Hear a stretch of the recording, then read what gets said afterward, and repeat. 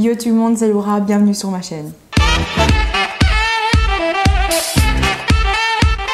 Disclaimer avant de commencer cette vidéo, je ne vous incite absolument pas à la chirurgie. Je ne suis pas là non plus pour vous mettre des paillettes dans les yeux concernant cette opération, puisque elle est très loin d'être facile comme beaucoup de gens le pensent. Il faut pas oublier aussi, ça je pense que beaucoup de gens le zappent, mais l'obésité, en tout cas pour ma part, c'était vraiment une maladie mentale. J'étais vraiment très atteinte psychologiquement face à la nourriture. Je sais que c'est dingue à dire, je sais qu'il y a certaines personnes qui sont là en mode oui, ben, si t'es gros, ben, c'est parce que tu bouffes. Ça va beaucoup plus loin que ça, c'est vraiment beaucoup plus profond et malheureusement les gens de l'extérieur comme d'habitude pour beaucoup de choses. Je suis vraiment en fait surtout là pour parler de mon expérience qui forcément sera complètement différente de la vôtre. Je vais scinder cette vidéo en plusieurs parties pour que vous alliez directement dans la catégorie entre guillemets qui vous intéresse. Là juste après je vais parler de ma vie et de mon expérience avec mon poids, pré-op, l'opération, mes complications, le post-op 2 mois et le post-op 1 an et demi. Et je vais finir par quelques conseils, donc ainsi vous savez à peu près où va aller la vidéo.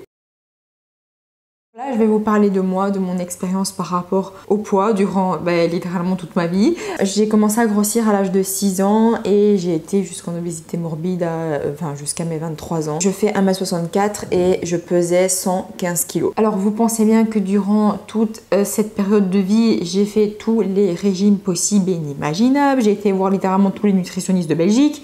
J'ai fait Weight Watchers. J'ai fait même des piqûres brûle-graisse qui sont hyper dangereux pour la santé, qui ont très bien marché. Mais du coup, quand vous arrêtez, vous reprenez le triple, la base, même des genres de gélules pour coupe-faim, bref, j'ai vraiment tout fait. Mais quand vous êtes autant atteint psychologiquement parlant, quand vous essayez de commencer un régime, il n'y a pas moyen, moi, après une semaine, j'abandonnais. Pour vous faire le récap de ma vie et vous faire un peu comprendre ce que j'ai vécu tout au long de ma vie, en gros voilà, quand j'étais petite, c'est bien simple, les visites médicales disaient toujours la même chose. C'était une lettre à tes parents, tu diras que t'es en surpoids, qu'il faut faire quelque chose, bon voilà le classique. Les gosses quand ils sont petits, ils sont ingrats, donc forcément les moqueries, ça allait dans la gueule. Les évals de gym, les gars, c'était une putain de catastrophe. Je me rappelle du tout dernier examen qu'on a eu en gym en primaire. C'était un cauchemar. J'arrivais pas à faire les exercices, tout le monde se foutait de ma gueule. Franchement, c'est vraiment traumatisant pour quelqu'un de cet âge-là. J'ai littéralement la scène en tête là maintenant. Donc c'est pour vous dire, quasiment 20 ans après. L'adolescence, là, c'est un autre délire parce que là, on commence crescendo. Plus ça avance, plus on comprend les choses de la vie, plus on sent mal. On se cherche, on essaie de se faire une place. Moi, j'avais un groupe d'amis qui était quand même, le 3/4 était toute mince, toute belle. Et puis, il y avait moi. Vous savez, c'est pas facile, c'est très triste à dire, mais être là, je déteste ce mot. J'ai tellement entendu dans ma vie que je déteste vraiment ce mot. Mais être la grosse du groupe, quand les copines parlent de se prêter des vêtements ou quoi, toi t'es là, t'es au milieu et non, on peut pas faire ça, je rentre pas dans tes vêtements en fait, tout court. Quand ça parle d'amour, de garçon, de fille, machin et tout, t'es là, t'es transparente, t'es le mur, t'es derrière. Et tu sais pas ce qu'elle dit, parce que toi, personne s'intéresse à toi, et donc t'es là, tu restes, t'écoutes, t'es là, super, t'es là, j'espère que je vivrai ça un jour, t'es vraiment mal. Dans l'adolescence aussi, vous allez faire du shopping et vous savez qu'il y aura pas votre taille quoi. Et combien de fois j'ai pas pleuré dans la cabine d'essayage, combien de fois j'ai pas pleuré parce que je rentrais pas dans la plus grande taille du magasin. Je me rappelle ma mère des fois, elle m'entendait plus, elle regardait ma cabine et elle était là en mode putain Laura, et elle pleurait avec moi parce qu'elle savait à quel point ça me faisait mal. Je me rappelle un jour, je rentre dans le Casédonia. Bonjour madame, j'aimerais vraiment acheter des bas chez vous, est-ce que vous avez ma taille? Et là la meuf, elle m'a regardé de haut en bas. Elle m'a dit non, ça va être beaucoup trop petit. Même la taille la plus grande va être trop petite pour vous. Je fais merci beaucoup, au revoir. J'ai pleuré ma putain de vie. C'est vraiment triste. Mais c'est des trucs quotidiens pour nous. Il n'y a pas eu quelques magasins, il y en a eu plein d'autres qui m'ont dit ouais, il n'y a pas ta taille, machin et tout. Après, ils vont pas les chier, les tailles.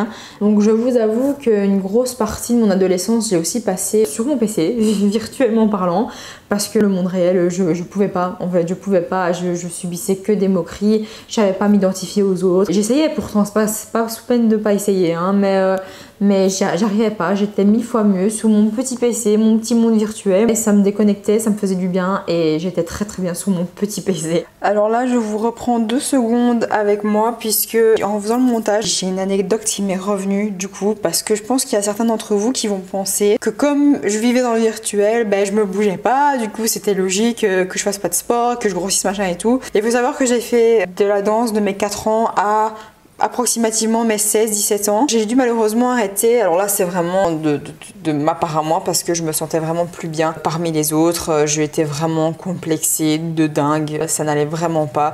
Et puis parce que l'école commençait à prendre fameusement de la place dans mon planning entre guillemets, qu'il fallait vraiment que je me concentre pour l'école et j'avais vraiment plus le temps de faire de la danse. La danse a toujours été une passion, a été et est toujours une passion, mais c'est mon rêve ultime. J'espère retrouver un jour la force et la confiance pour refaire de la danse. Et tout ça aussi pour vous expliquer que quand j'étais petite, ma mère a dû me retirer d'une école parce que la prof lui avait dit écoutez, votre fille elle est trop grosse. Je faisais de la danse classique, elle peut pas continuer les cours quoi. Ma mère, vous pensez bien, on lui dit ça de son gosse. Enfin, je pense que n'importe quelle mère aurait réagi comme ma maman, qui voulait littéralement lui casser la gueule. Mais c'est-à-dire qu'en fait, je faisais tout bien. Je faisais les enchaînements très bien. J'étais une des seules qui savait faire le grand écart. Genre tout allait très bien. Pourquoi faire ça quoi? Donc c'était juste en fait pour moi, je clochais en fait dans son équipe, hein, qu'on soit clair et net. Quand ma mère elle me l'a expliqué plus tard, quand j'étais beaucoup plus grande, parce que bon, à ce moment-là je savais pas qu'est-ce qui se passait, mais qu'est-ce que ça m'a fait mal, Juste pour vous dire qu'après j'ai continué de la danse classique et après j'ai continué vers le moderne, funk, jazz, j'ai fait même de l'oriental pour vous dire, et ça a été très bien, ça a été vraiment très bien. C'est juste que cette dame, je sais pas, je lui revenais pas et voilà. Je repars dans la vidéo, c'est parti.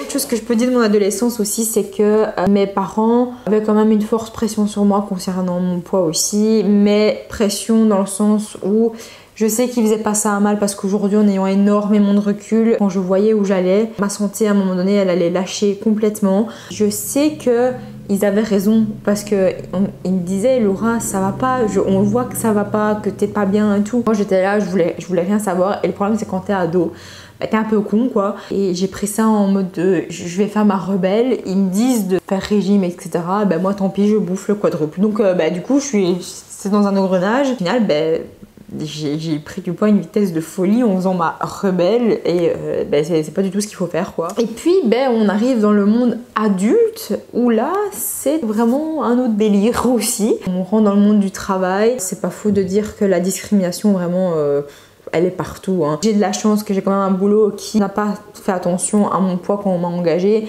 mais à l'intérieur, oui, ça peut arriver qu'il y a une réflexion par-ci, un petit pic par-là, où les gens, en fait, quand ils vous disent quelque chose, ils prennent ça à la rigolade, ils disent ouais, on rigole façon machin, mais vous êtes là en mode non, en fait, connard, je rigole pas parce que ce que tu viens de dire, ça me touche vraiment. Avec les années, j'ai vraiment construit ces briques en fait autour de moi où ça me touchait quand même, mais ça me touchait plus forcément. C'est très triste à dire, mais en fait, j'ai eu l'habitude.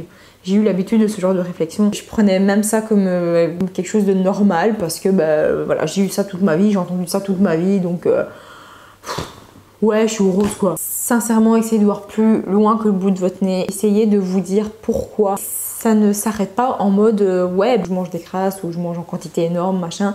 Ça va vraiment plus loin. Je le redirai jamais assez, mais c'est vraiment tout, enfin tout est psychologique, tout simplement. Les 3 dernières années avant de décider de me faire opérer, là, j'ai eu vraiment une hausse de poids, mais à une vitesse de folie, parce que j'ai littéralement vaincu les problèmes que j'ai pu avoir avec la nourriture. Là, j'ai plongé littéralement dedans. J'ai passé vraiment une période horrible les 3 dernières années-là. La seule chose qui me réconfortait et la seule chose où je me sentais bien, c'était quand je mangeais. En 3 ans de temps, j'ai au moins pris plus de 20 kilos. Je me renfermais énormément sur moi-même. Je m'en voulais, en fait. Je m'en voulais. Je me dis, mais comment, toutes ces années, j'ai pu tout accumuler? Comment j'ai pu autant me réfugier dans la nourriture? Franchement, on s'en veut à la fin. Je vais même aller plus loin. J'étais arrivée à un point où je mangeais même pour me faire du mal parce que, au final, je suis arrivée à un point de je m'en foutisme total. Je suis là en mode ok, tu sais quoi, je suis ainsi, tant pis, je mange, ça me fait plaisir, ça me fait du bien et tant pis, je mange, c'est très bien. Mais vont arriver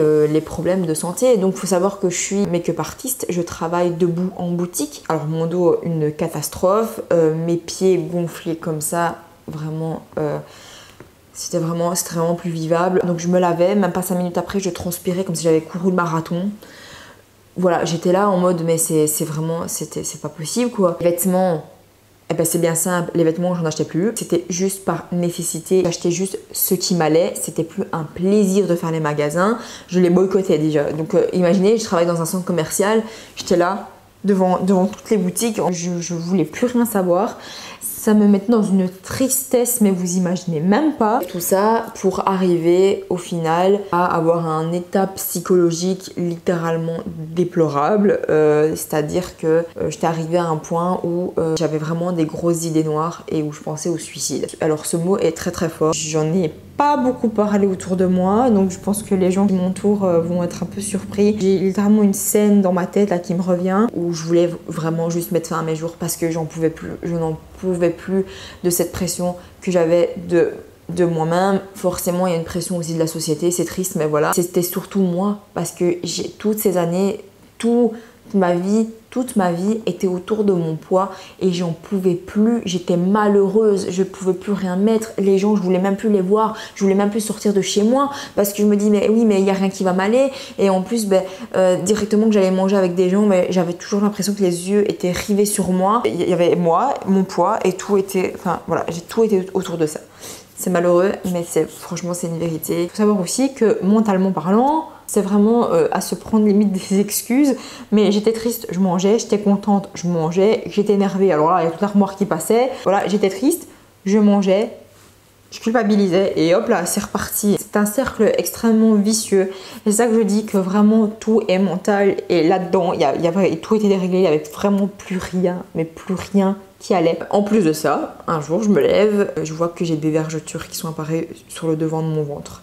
Donc bon, j'en avais déjà sur le côté, etc. Mais le devant de mon ventre, je me suis dit, bon, Laura, je me suis regardée dans une glace et je me suis dit, déjà de 1, tu penses au suicide, tu as des putains d'idées noires.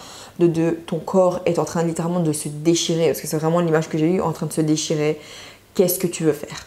Et là, je me suis dit, il faut que je prenne une solution extrêmement radicale. Et là, j'ai décidé de faire une opération. Sur la partie pré-op, un conseil, choisissez bien votre chirurgien.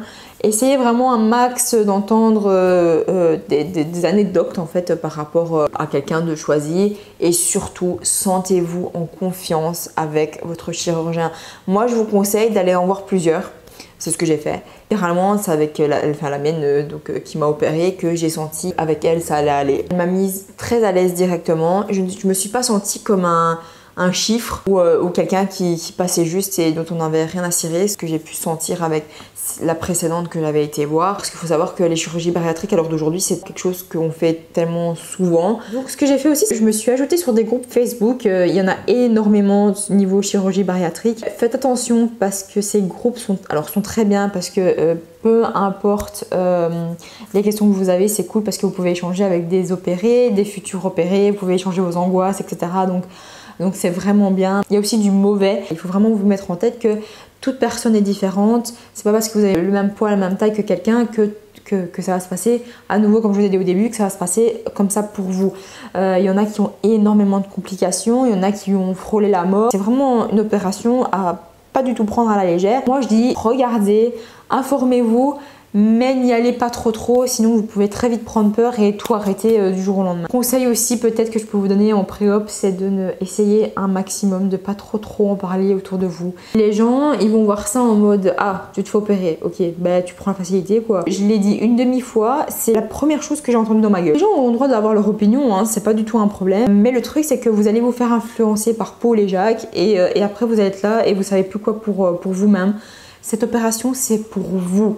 C'est pas le conjoint, pas la conjointe, pas le père, pas la mère, pas le collègue, pas qui vous voulez, qui va faire cette opération. C'est vous et uniquement pour vous. C'est vraiment important que vous mettiez ça dans votre tête. Premier rendez-vous avec ma chirurgienne. Donc elle m'a expliqué ce que c'est, sleeve bypass. Il n'y a pas que la sleeve bypass, il y a aussi l'anneau gastrique et il y a le ballon gastrique. Beaucoup d'opérations autour, mais aujourd'hui les plus connues sont sleeve et bypass. Elle m'a expliqué aussi les conditions pour être acceptée déjà par elle. Et aussi, sachez que à un certain poids, la mutuelle mutuelle aussi prend en charge. Moi j'avais un IMC de 42. J'étais clairement dans les critères de problème en fait, hein, que ce soit pour la mutuelle ou pour ma chirurgienne. L'IMC déjà c'est l'indice de masse corporelle. Vous tapez ça sur Google et vous allez savoir le calculer très vite fait. Si vous avez moins de 40, il faut avoir vraiment des gros problèmes de santé pour faire ce genre de chirurgie. Maintenant à nouveau c'est ma chirurgienne, les autres ne pensent pas tous pareil. Elle m'a demandé également si j'étais fumeuse parce que la cicatrisation se fait extrêmement mal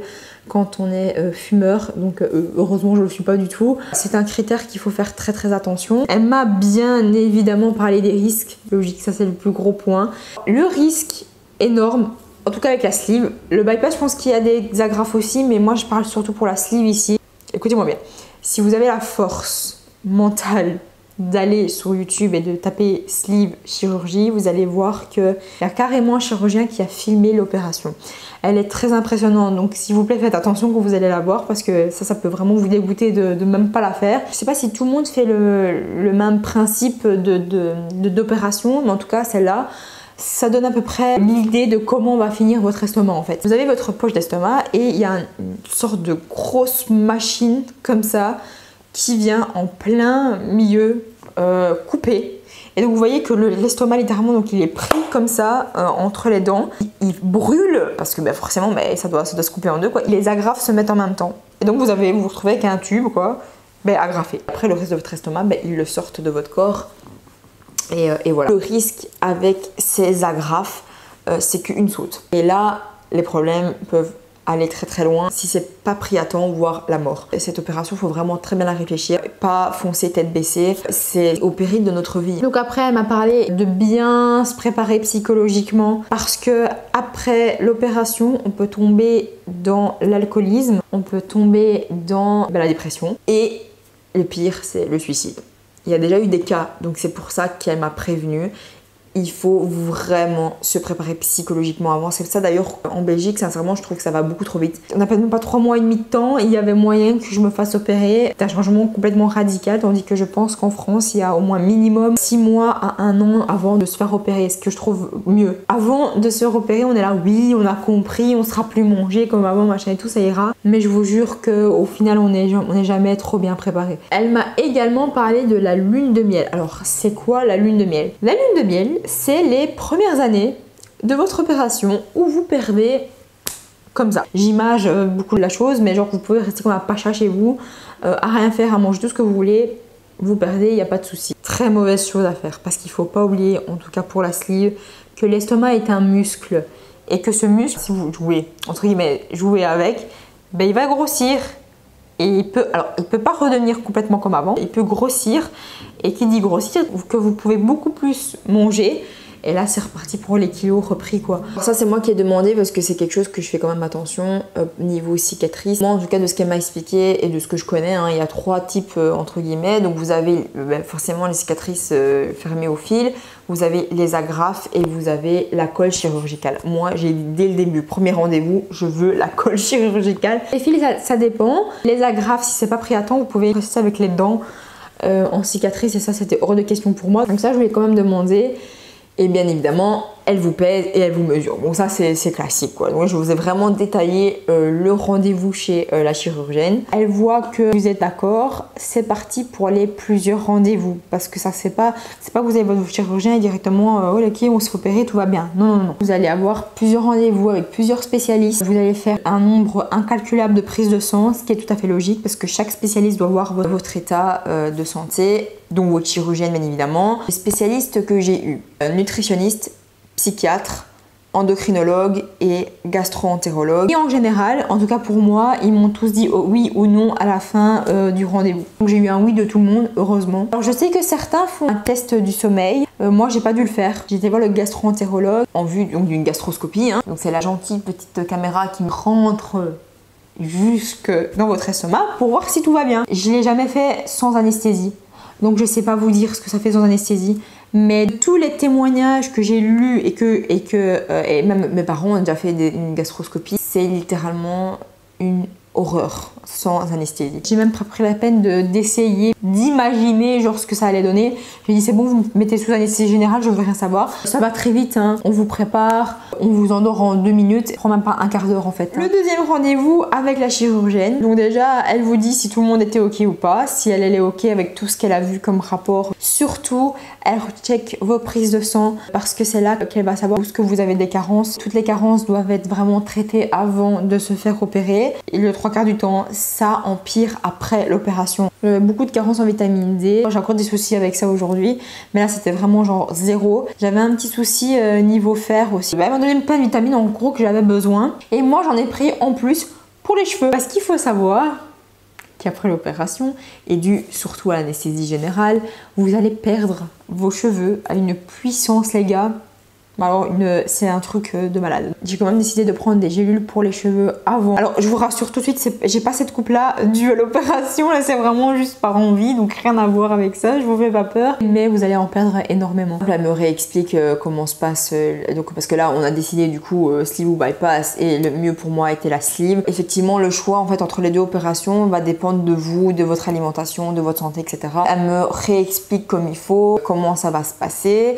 Elle m'explique aussi que donc j'ai 3 jours d'hospitalisation, chose avec le recul que je trouve extrêmement peu. 3 jours, on vous jette comme ça chez vous, vous n'avez pas encore mangé, vous savez pas comment ça va se passer. Enfin, s'il se passe quelque chose, c'est toujours mieux d'être à l'hôpital directement, quoi. Chez elle, c'est 1 mois de liquide, 2 mois mixés et après on passe tout doucement au morceau. Elle donne son protocole comme ça, mais ça dépend vraiment de chacun. Elle vous explique aussi les paliers que vous pouvez avoir, chose que j'ai eu aussi pendant au moins un bon 5 mois. Je suis restée au même poids et c'est un peu frustrant parce que tu te dis putain tu manges rien et en plus tu fais des paliers. Après m'avoir parlé des paliers éventuels, elle m'a expliqué aussi qu'il faut éviter un maximum de vomir après l'opération, puisque vomir demande à votre estomac un effort de malade mental puisqu'il se crispe pour jeter ce qui est dedans, quoi.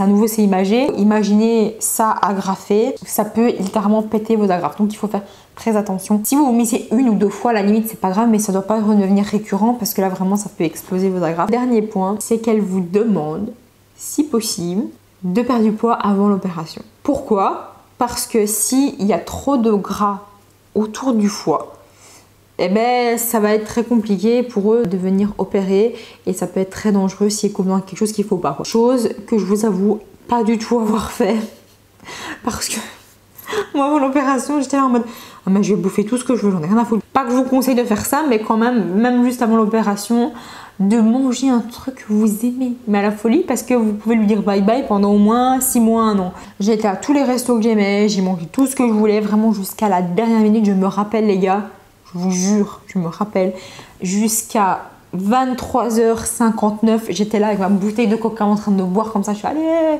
je bois. Et une fois minuit passé, je dis ok, c'est bon, c'est terminé, je peux plus toucher à plus rien. Et c'était ma manière de dire au revoir en fait, tout simplement. J'ai vraiment bouffé comme une bouffonne, en plus la veille, une catastrophe. Et on convient d'une date et après, vous donne rendez-vous chez le cardiologue et l'anesthésiste, hein, logique.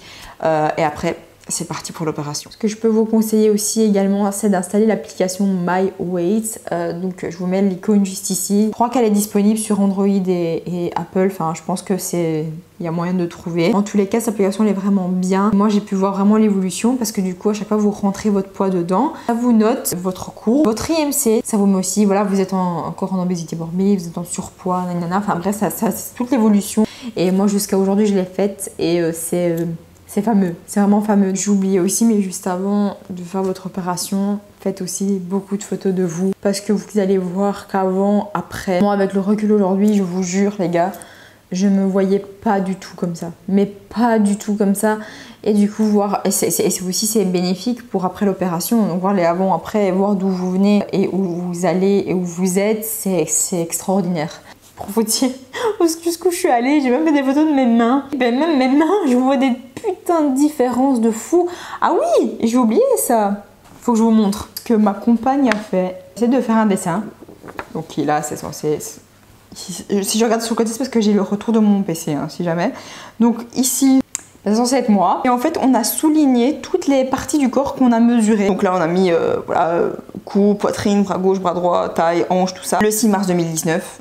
Donc la veille de mon opération, 1 mois après et 1 an après. Je devais faire le reste des mois normalement, mais là j'ai pas eu le temps. Mais tout ça pour vous dire en fait que il y a des différences de fou. Et je vous jure que ça fait un bien fou en fait de voir les tailles avant et les tailles après. En fait, quand vous voyez certaines différences, vous vous dites mais c'est vraiment pas possible, j'ai perdu du cou. Qui perd du cou? Enfin je veux dire c'est un truc de malade. Je suis passée donc de 34,5 à 32 cm. C'est pas beaucoup mais après c'est un cou donc c'est pas le plus important. Mais des hanches par exemple, des hanches je suis passée de 135,5 cm à 99 cm. J'ai perdu 36,5 cm des hanches. Je sais pas si vous imaginez, c'est énorme. On arrive à l'opération. Forcément, il faut être à jeun à partir de minuit la veille, hein, logique. Je vais me faire opérer vers 8 h, je pense. Je vais rentrer vers 6 h à l'hôpital. On m'a préparé. J'ai dû mettre directement des bas de contention. Ces fameux bas de contention. J'étais méga stressée.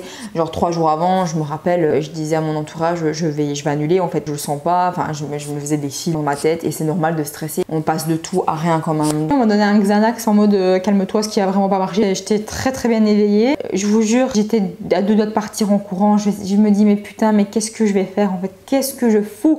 Parce que bon, si ça se passe mal, et c'est des choses que je me suis demandé après mes complications, que je vous expliquerai à nouveau après.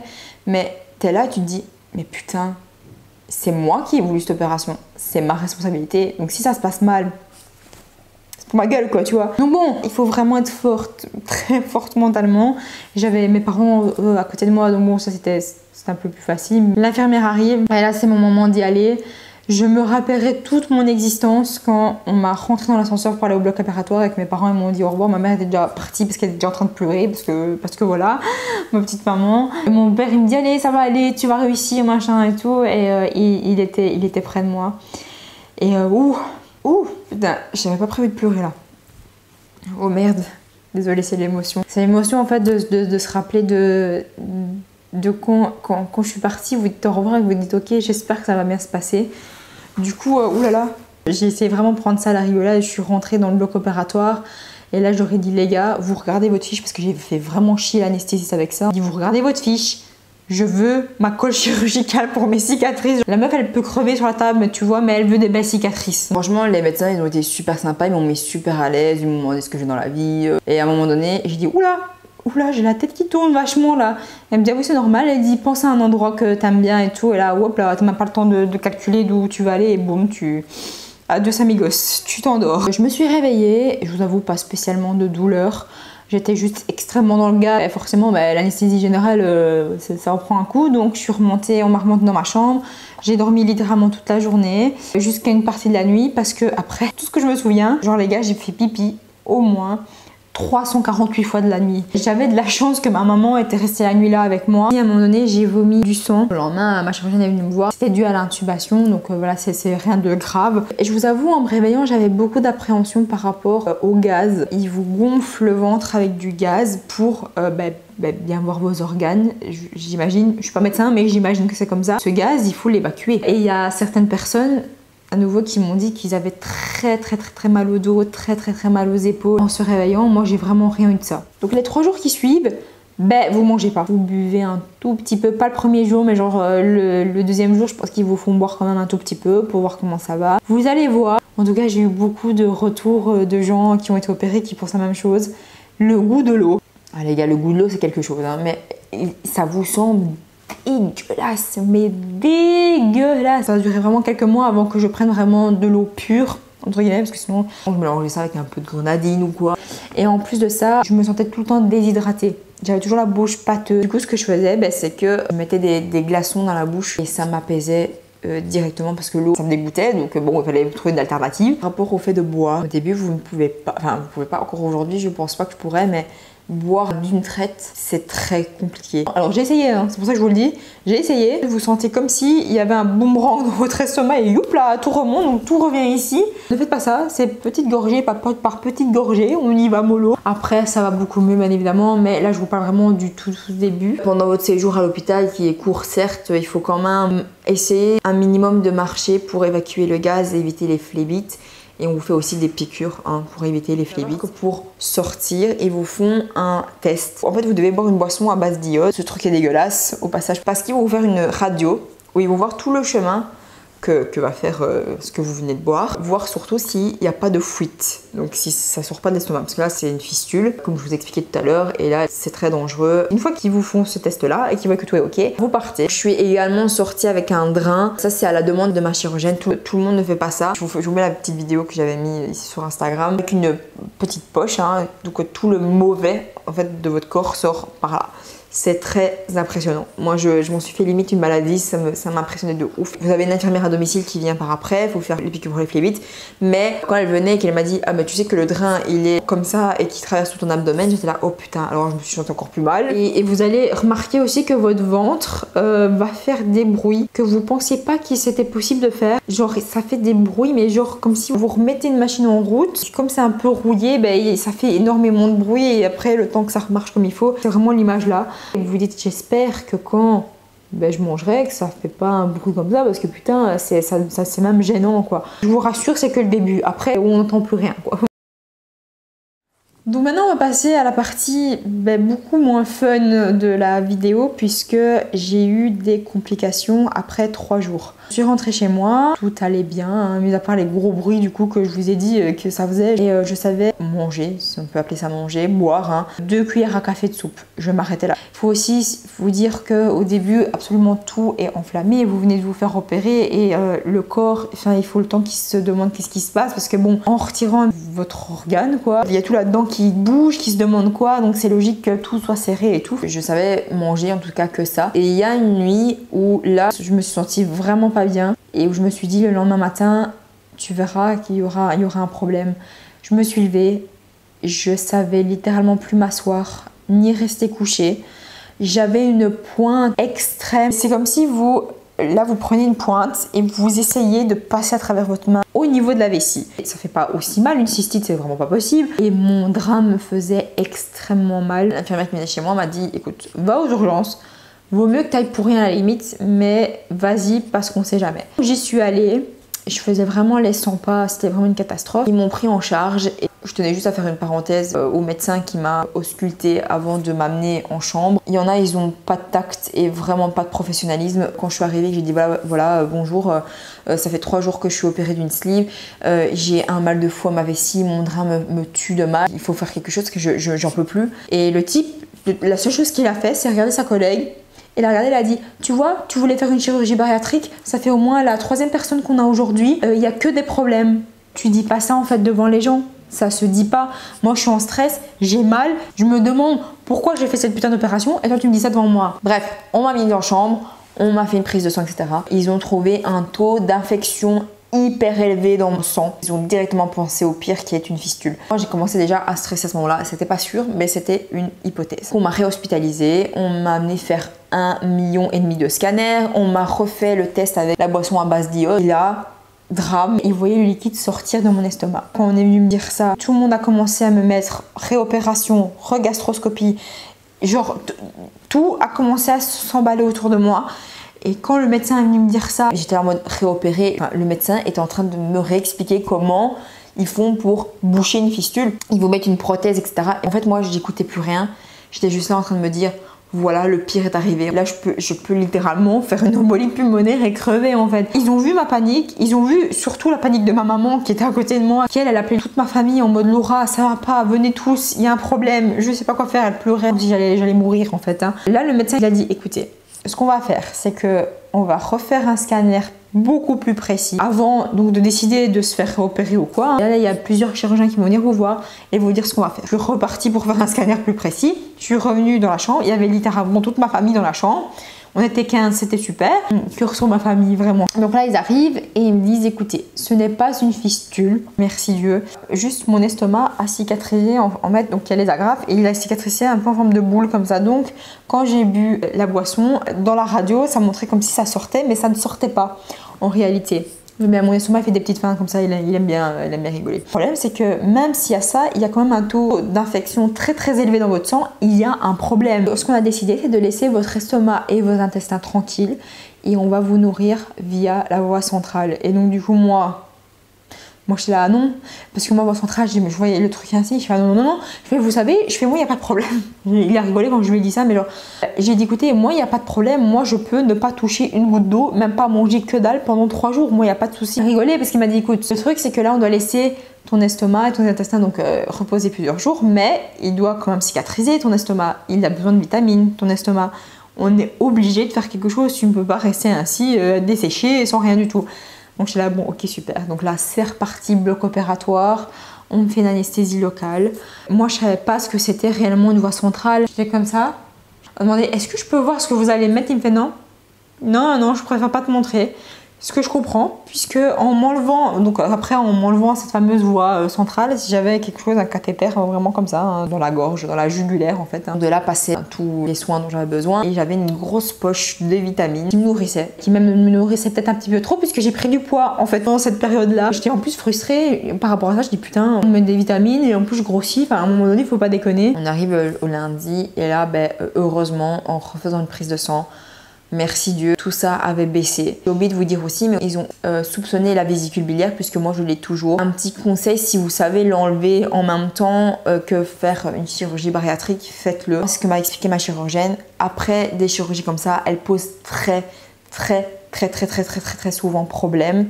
Elle m'a dit, de ce que je me rappelle, pour un bypass ils l'enlèvent tout de suite, mais pour une sleeve ils peuvent la laisser parce que des fois elle peut bien s'en sortir et on peut vivre avec sans problème. Au final ma vésicule va très bien, elle n'a strictement rien du tout. Fait échographie sur échographie aussi, enfin, elle va bien, il n'y a rien, c'était pas ça le problème. La fin de cette histoire c'est que on sait pas trop c'était quoi le souci, mais j'avais vraiment beaucoup d'infections dans le sang. Donc à mon avis, voilà, mon estomac était pas très bien cicatrisé et il savait pas trop gérer le fait de recevoir de la nourriture tout de suite. Donc voilà, je n'ai même pas d'explication d'autre à vous dire aujourd'hui parce que ça s'est terminé comme ça. Mais tant que moi j'allais mieux, franchement, le reste, voilà. Je suis sortie après au moins 10 jours. Après ces 10 jours, j'ai continué à manger liquide pendant 2 mois. Alors, en post-op 2 mois, j'avais déjà perdu une quinzaine de kilos. Là, j'étais passée au mixé. Enfin, en tout cas, mixé mini morceaux. Psychologiquement, c'était très dur. C'était vraiment très dur. Au point de littéralement faire un malaise en plein supermarché. J'étais faire les courses avec ma mère, et avoir toute cette nourriture autour de moi et me dire que là, c'est trop tôt. En fait, dans ma tête, c'était vraiment, moi, je pourrais plus jamais manger tout ce que je vois autour de moi. J'ai dû sortir du magasin. J'étais vraiment dans un mood où je me disais pourquoi j'ai fait cette opération. Franchement au début boycotter limite les restaurants parce qu'au début franchement ça sert strictement à rien. Moi lors d'aujourd'hui je prends à emporter parce qu'aujourd'hui je me fais des restos sans aucun problème, j'en ai rien à foutre que je finisse pas mon assiette. Tu prends à emporter, il n'y a pas de souci, mais vraiment au tout début vous savez vraiment pas manger grand chose, vous allez payer un plat pour rien. Et en ce qui concerne du coup les gens qui demandent si on peut prendre des plats juniors, moi le 3/4 des restos où je vais ils me refusent parce que pour eux il y en a beaucoup qui peuvent prendre aussi cette excuse là. Je sais que votre chirurgien peut faire une carte comme quoi il y a une preuve en tout cas comme quoi vous êtes opéré, mais en tout cas ça ne passe pas du tout partout. Après 2 mois vous pouvez quand même reprendre du sport, mais pas intensif. Bien évidemment, c'est beaucoup trop tôt. Évitez vraiment à mort le niveau de l'abdomen, quoi. Vous avez subi une opération, il faut vraiment pas jouer avec ça. Vous pouvez même, si c'est trop d'efforts, vous pouvez éclater les agrafes. Il faut faire très attention les premiers mois. Mais sinon, vous pouvez faire de la marche rapide, le reste, quoi. Mais très attention, pas très intensif. À ce moment-là, je mangeais vraiment par nécessité. Je pensais vraiment même pas à manger. Je mangeais vraiment parce que voilà, je devais manger. Sinon, pour vivre, on doit manger quand même. J'y pensais vraiment pas. Et à l'heure d'aujourd'hui, là où je vous parle, il est 15h28, j'ai pas encore mangé la journée et je ressens pas la faim. Évidemment je bois mais je ressens pas du tout la faim. Là je sais que voilà, je vais finir de tourner, je vais manger quand même un petit truc. Je sais que la faim à un moment donné va un petit peu se faire sentir. Mais au tout début, vous ressentez que dalle, hein. Que dalle de chez que dalle. J'étais aussi assez frustrée parce qu'il y a certains aliments qui passaient plus trop. Par exemple, forcément, alors quand je dis pas les aliments qui passaient plus trop, c'est par exemple quelque chose de très sucré ou très gras comme la friture par exemple, là c'était mort. J'ai l'impression que mon corps dissociait l'aliment de l'huile et la graisse qu'il y avait autour, donc ça me dégoûtait. Je sais pas si c'est important de le dire. Pour les femmes, je crois que ça peut vous aider. Moi, dès que j'ai fait mon opération, j'ai arrêté la pilule. Pour le bypass, je sais que comme déjà le fait de faire un bypass, c'est une malabsorption des choses, la pilule ne sert plus à grand chose. Et la sleeve, on m'a dit aussi, ça peut ne pas fonctionner du tout. Moi, littéralement, j'en ai pas du tout besoin. Je la prenais surtout pour régulariser mes règles parce que moi, je pouvais les avoir au milieu du mois, au début, à la fin. Enfin, c'était une catastrophe. Et miraculeusement, avec l'opération, tout s'est régularisé tout seul. Donc maintenant je sais que dès qu'on arrive à certains moments du mois, c'est bon. Et moi je me suis dit c'est quoi, si je peux éviter de prendre la pilule, autant pas la prendre. Donc après 2 mois quand même, la paire de cheveux était quand même conséquente. Je pouvais passer mes cheveux comme ça et les prendre en main. Je pouvais avoir des poignées quand je me les lavais. Mon Dieu, qu'est-ce que je ne retrouvais pas dans ma douche. C'était vraiment un carnage. Et c'est normal, c'est l'après-anesthésie générale aussi. Ça vous prend vraiment un coup. Le fait que votre corps aussi ait perdu beaucoup de vitamines, etc. Je vous l'ai pas dit, mais bien sûr, entre-temps, vous allez voir souvent votre chirurgienne, hein, parce que bon, elle veut voir aussi comment vous allez et tout. C'est important, bien évidemment, d'avoir un suivi via la chirurgienne pour voir aussi comment vous allez. Surtout comme j'ai eu des complications, elle est venue me voir très souvent. Voir le reste, comment ça se passe, quoi. Je vous avoue que oui, après l'opération, on m'avait dit oui, prends un nutritionniste, prends un psychologue. Moi, j'ai pris aucun des deux et je me porte très bien. Et du coup, après 2 mois, on commençait les victoires personnelles. Je commençais tout doucement à pouvoir remettre des bas parce que j'en trouvais absolument plus à ma taille. Je commençais à arriver dans un moment où les 3 chiffres sur la balance allaient disparaître. J'ai une petite vidéo avec la danse de la joie que j'ai fait quand j'ai vu 2 chiffres ou le 3 chiffres. Enfin, c'est pour pouvoir aussi se rhabiller dans des magasins qu'avant je ne mettais même pas les pieds. Enfin, ça fait du bien, quoi. Ça fait un bien fou. Ceci dit, c'est un autre sujet. Certains devraient vraiment s'y mettre aux grandes tailles parce que c'est frustrant en fait de ne pas pouvoir rentrer dans un magasin sachant que ta taille il sera pas.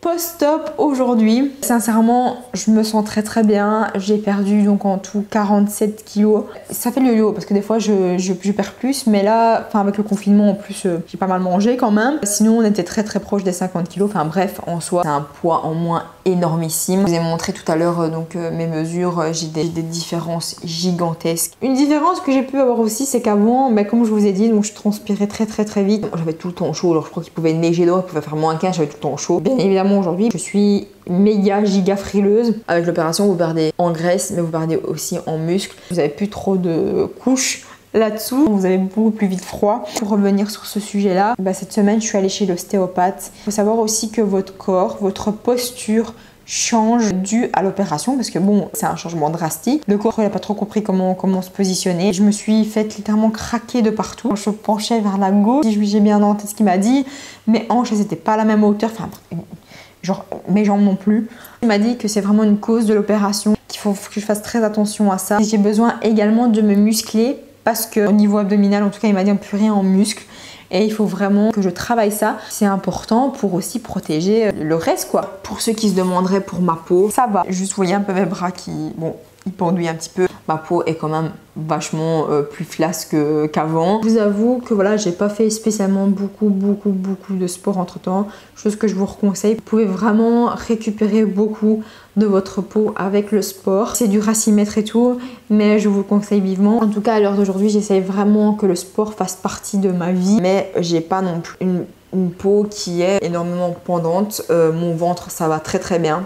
Il y a des chirurgies réparatrices donc après votre opération qui peut être également prise en charge par la mutuelle. Attention que les chirurgies esthétiques ne sont pas comprises dedans. Quand je dis les chirurgies réparatrices, c'est les bras, c'est le ventre, ça peut être les cuisses aussi, mais par exemple la poitrine, en tout cas à leurs yeux, c'est une chirurgie esthétique. Donc moi j'ai été voir des chirurgiens parce que la seule chose, en tout cas là maintenant, que je compte faire, c'est ma poitrine parce que la poitrine, elle est inexistante. Mais alors là, c'est une catastrophe. J'ai perdu, là, je vais vous dire ça tout de suite. Donc j'étais à 123 cm de poitrine. Je suis à 84 de poitrine aujourd'hui. Je sais pas si vous imaginez tout ce que j'ai perdu. J'ai des petits gants de toilette, tout mignons, qui pendouillent comme ça. Là, ça devient même un gros complexe parce que je peux pas mettre de décolleté. De toute manière, si vous m'avez suivi depuis un long moment, vous savez, même avant mon opération, je voulais déjà la refaire parce qu'elle pendait entre guillemets déjà. Donc là, imaginez, déjà pendait alors que j'avais quand même une poitrine. Alors là, sans plus rien. Franchement, à l'heure d'aujourd'hui, je ne sais pas. J'hésite beaucoup pour les bras, mais on verra. Mais voilà, à l'heure d'aujourd'hui, c'est vraiment uniquement la poitrine. Psychologiquement, ça a un bien fou. On se sent plus léger, on se sent plus joyeux. Je vais beaucoup plus facilement vers les gens. Je me vexe beaucoup moins pour rien. Quand là, je parle en couple, je reste jalouse, hein, qu'on soit d'accord. Mais je me fais moins de films et je jalouse beaucoup moins aussi les autres personnes parce que bon, quand vous êtes en surpoids et tout, vous avez tendance à vous comparer avec le monde entier. C'est une catastrophe. Faites pas ça. Vous vous faites du mal toute seule pour rien. Et j'ai de la chance, vraiment de la chance d'être avec une personne qui m'accepte telle que je suis, qui était déjà amoureuse de moi avant mon opération. C'est pas le poids qui a fait que, mais elle me soutient absolument dans tout aujourd'hui et je la remercierai jamais assez. Elle me fait sentir vraiment comme l'unique au monde et donc j'ai même pas de raison de jalouser qui que ce soit autour de moi. C'est important d'être aussi avec quelqu'un qui vous aide, qui vous encourage et qui vous aime au fond pour ce que vous êtes, qui n'en a rien à foutre que vous fassiez 115 kilos. Je fais 66 kilos je pense aujourd'hui, donc on a un peu plus de confiance en soi aussi, on a notre point de vue qui change sur la vie, on veut profiter un maximum aujourd'hui. La victoire aussi, alors ça c'est vraiment un truc, mes jambes se frottent plus. Vous savez c'est quoi la galère des jambes qui frottent, surtout quand on est en été. Je rentrais, mes jambes étaient à 100, tellement le frottement. Mais aujourd'hui, ne plus expérimenter ça, c'est la vie, c'est extraordinaire, c'est un truc de fou. Pour moi, je connaissais pas avant, je connaissais pas du tout. Donc ça, c'est une victoire aussi, mais énormissime. L'alimentation, bien sûr, je me fais plaisir, je peux manger des sucreries, je peux manger des desserts, je peux manger des fast-food, En fait, à l'heure d'aujourd'hui, je peux tout manger. En petite quantité. J'ai quasiment tout qui passe, juste aujourd'hui, vraiment l'aliment, c'est pas trop possible pour moi, c'est vraiment les baguettes en fait. Un sandwich entier, c'est pas possible pour moi, c'est vraiment impossible. Limite le pain me fait un petit peu mal quand ça passe parce que bon, le pain c'est consistant. Je privilégie les cracottes, les tartines grillées, les petits sandwichs mous aussi, ceux-là ils passent très bien. Je sais que par exemple la sauce tomate, les pâtes passent bien, mais bon, elles passent en très petite quantité par contre parce que c'est bourratif aussi. La sauce tomate, je dois quand même faire un petit peu attention. Au début, ça passait clairement pas. Alors d'aujourd'hui, ça va beaucoup mieux, mais je dois pas trop abuser. Mais sinon, bien évidemment que le regard des gens change. Hein. Vous pensez bien, le fait d'avoir des gens aussi qui vous regardent beaucoup plus, à qui vous plaisez aussi beaucoup plus, pour moi c'est des choses toutes nouvelles que je connaissais pas du tout avant. Ça fait vraiment bizarre, j'ai pas l'habitude d'avoir autant d'attention en fait de la part des personnes. C'est hyper triste, hein. C'est la société. Pour parler un petit peu des choses un poil plus négatives, si vous me demandez est-ce que t'as pas eu une blague, genre une crise ou quoi, alors si, les petites crises comme ça m'arrive quand je mange trop sucré ou trop gras, ou trop vite. Manger trop vite les gars après l'opération c'est une erreur de fou. La douleur c'est comme si votre estomac, vous avez un tube là, votre estomac est tout petit mais que le tube est plus gros que votre estomac et qui veut rentrer absolument la nourriture dedans et ça fait un mal, mais un mal horrible et ça s'amplifie. Donc qu'est-ce que je fais dans ces cas-là? Je me lève, je masse mon ventre au maximum, je prends des inspirations profondes, j'expire lentement, j'essaye de me calmer en fait. Il y a juste vraiment une fois où j'ai essayé de gérer et où ça n'a pas été, j'ai dû finir aux urgences parce que la douleur était extrême.